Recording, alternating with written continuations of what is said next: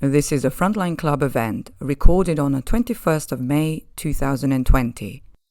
A discussion with Lina Sinjab, Mikhail Fishman, and Bill Frelick. I wonder if I might start with Bill and ask you to lay out the stall. Why has COVID made this period, not necessarily today, but all these days, really days to bury bad news?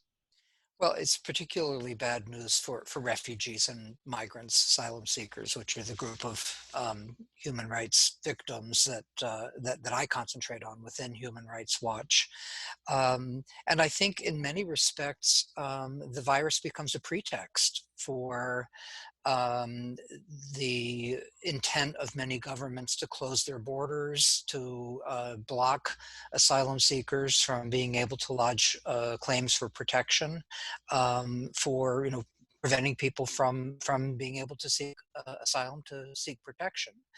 And the close down, of course, has been particularly bad for refugees who are already in many cases scapegoated and vilified and segregated, and many times in closed and overcrowded camps and other encampments where conditions are poor to begin with, and healthcare is little and far between. And so very basic questions like social distancing, running water, soap are not available in many cases to refugees, and yet they're forced into these confined spaces and scapegoated even when they don't actually carry disease. And we've seen this in place after place here in the United States, in Greece, in Africa, where the pretext of now, if it's not vilifying refugees and asylum seekers as a few years ago being terrorists in disguise, now they're disease carriers, even without evidence showing that. And what we've been trying to argue with governments is that there's nothing incompatible between taking reasonable measures for public health and isolating people according to public health needs and standards, while at the same time providing protection to those people who need it. Thank you very much. Lina, what can you tell us about bad news buried in the Arab world? Well, Liz, bad news has marked the Arab world. This is a region that is marked with turmoil and troubles, with wars, this instability, poverty, corruption, and dictatorship. So COVID or Corona came to top all of that and make it even worse for people.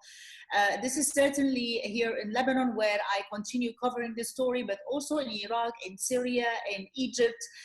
The region here, there is one issue that is common among people, is that people don't trust their governments, and therefore all the numbers and figures that are coming out about the corona are still questionable to a large scale. In Lebanon, the government has done a good job in following and tracing and including introducing measures to fight the disease, but this is a country of 4 million people, added almost 1.5 million refugees that is already struggling with its economy. People took to the streets in October last year in thousands across the country, from all sects, all classes, because they are fed up with a corrupt government. But what we are seeing today is even more deteriorating economic situation. The value of the Lebanese lira has devaluated by almost 150%. The prices have gone up tremendously. And remember, Liz, not only in Lebanon, but across the region, this is a region where people, the majority of the population, rely on day-to-day jobs. So lockdown even made it even worse to people to earn their living.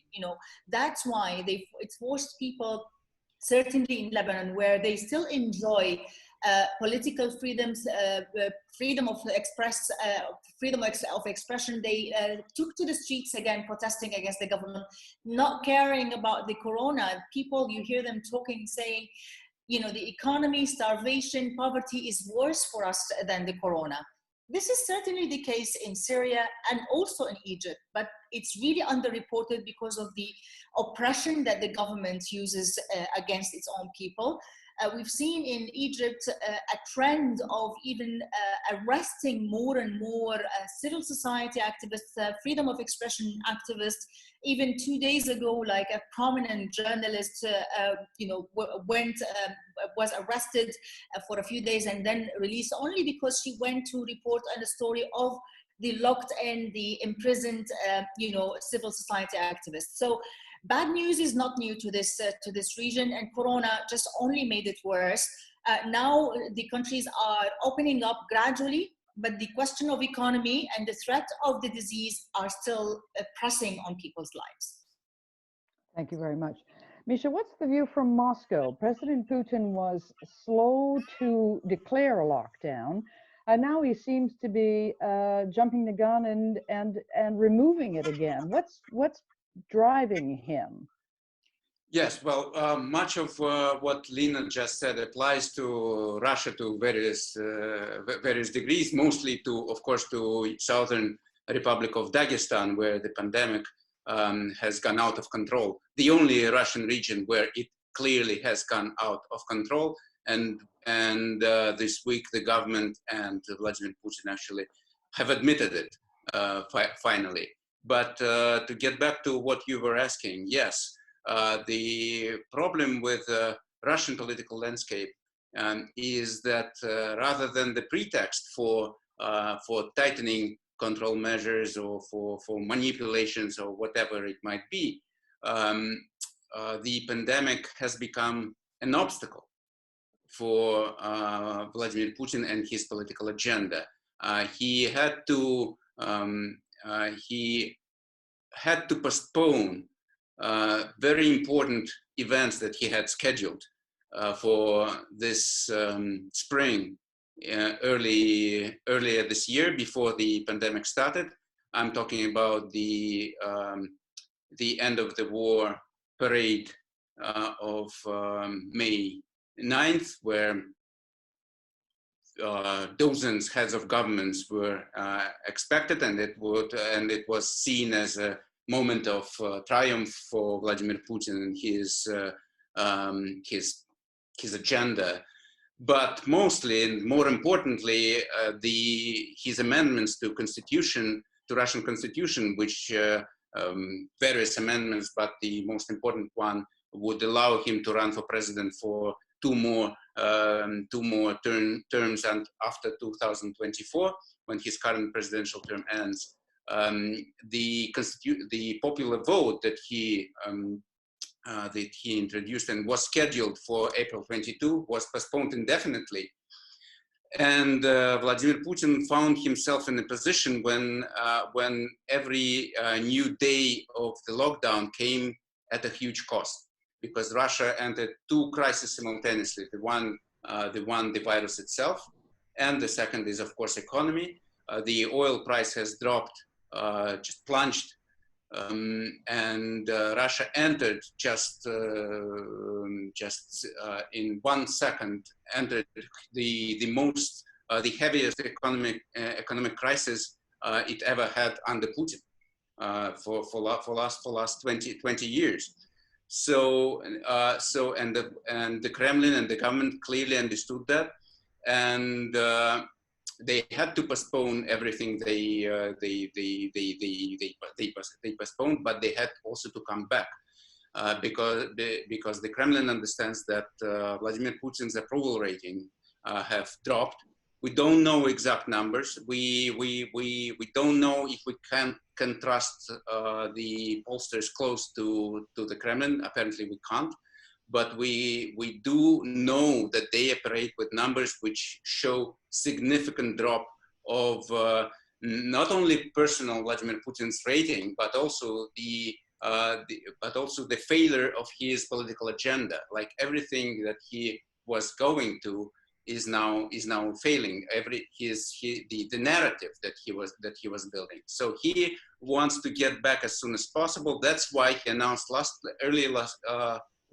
week, yes, the end of national lockdown, though the governors in the regions are still can prolong their local lockdowns, which is also happening, and he goes for this national popular vote for June 24, but this date is not officially set yet because Vladimir Putin has not yet signed the decree, because he knows that the cost of one more postponement of the vote would be very, very high indeed. And now with the developments in Dagestan, and there are rumors that Chechen leader Ramzan Kadyrov has been diagnosed with COVID yesterday or today, recently, and so probably it's not only about Dagestan, but the pandemic has not gone yet.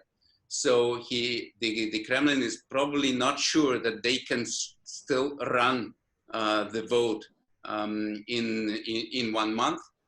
So this is sort of the situation they're stuck in right now, and this is the situation that that defines the political moment right now. How? Let me come back to you, Bill. How have the media been complicit in allowing coronavirus to dominate the news to the extent that a lot of other stories, and certainly the plight of refugees around the world, is just pushed completely off the radar? It is the headline news, and it is the preoccupation of everyone.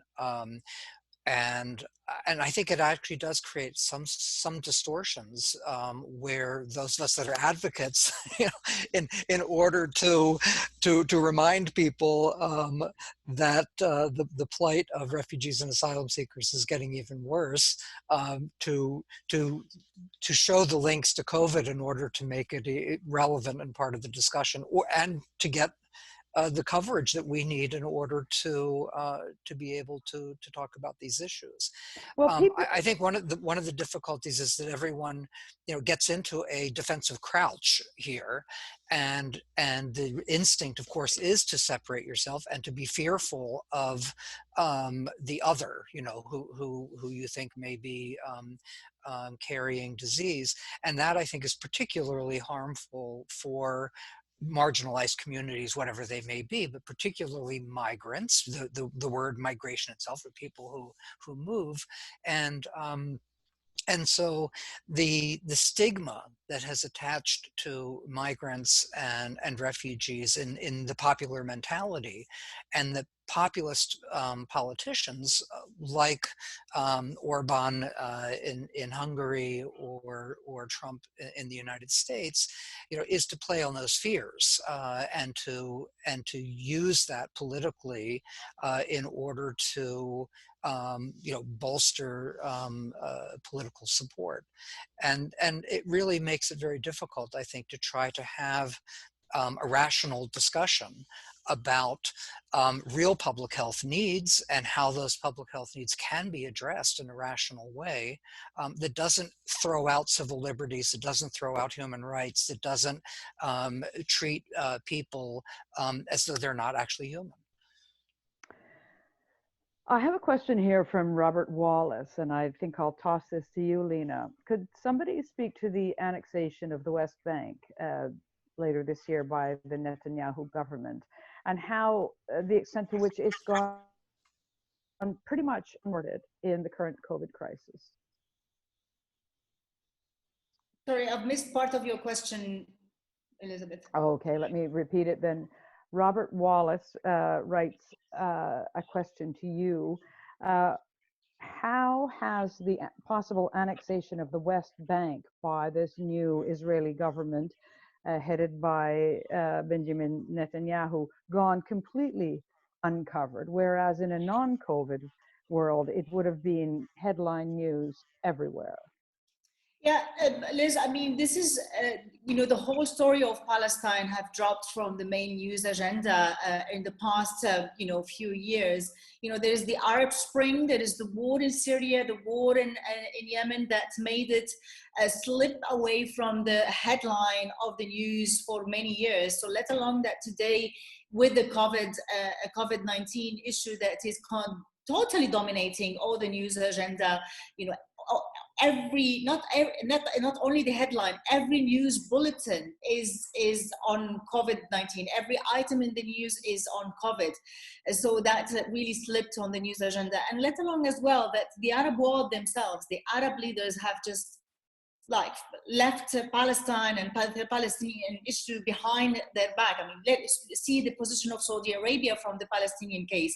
See the position of Saudi Arabia from declaring Jerusalem as the capital of Israel. That was also big news for the Arab world that, was not, highlighted at all by the leaders of the Arab world, who were the leaders of the Muslim community who should defend the Palestinians and the Palestinian rights. So it's not surprised at all that such big news for the Palestinians and for the Arab world who are concerned about this situation that goes missing from the news agenda today. I mean, there is a big responsibility on the newsmakers, on the editors of trying to balance the news agenda, but often the case is that the politics and what happens outside enforces our news agenda. So that's, a sad situation, but it's the real situation.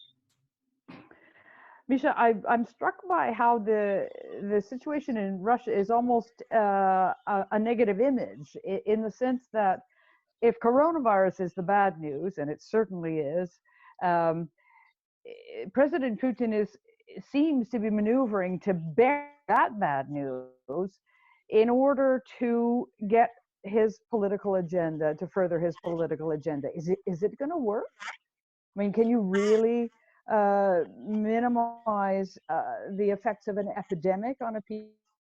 Go ahead with a referendum. Well, if I would know the answer to your question, this is very, very hard to tell. But you cannot, in a way, you can say that the government uses these two crises, to the economic crisis and the pandemic, as a pretext to adjust the legislation to their own needs. But again, they wouldn't probably do it if not the pandemic and the crisis. And what I'm talking about is that during last 2 weeks they have again very quickly approved